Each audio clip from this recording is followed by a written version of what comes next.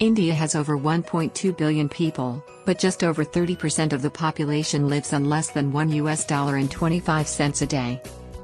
About 80% of India's water is heavily polluted as people dump raw sewage, silt and garbage into the country's rivers and lakes.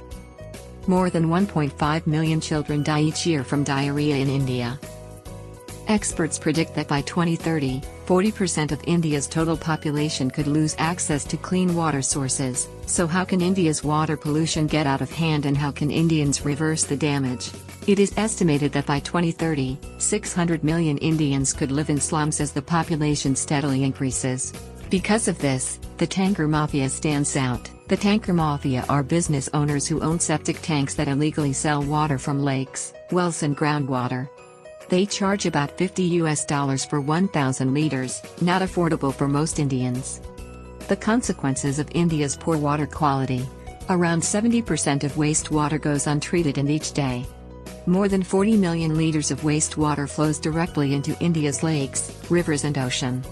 Because of this, proper waste management and sewage pollution cannot occur, upsetting the irrigation system. The second, the crops are not able to grow because of the infectious bacteria and disease in the water.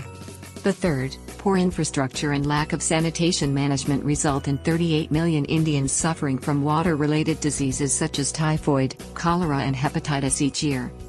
The fourth, GDP decline and economic stagnation. When the pollution of the country's water bodies exceeds a certain limit, not only does GDP growth drop by a third, but also agricultural income in counties close to industrial zones falls by 9%.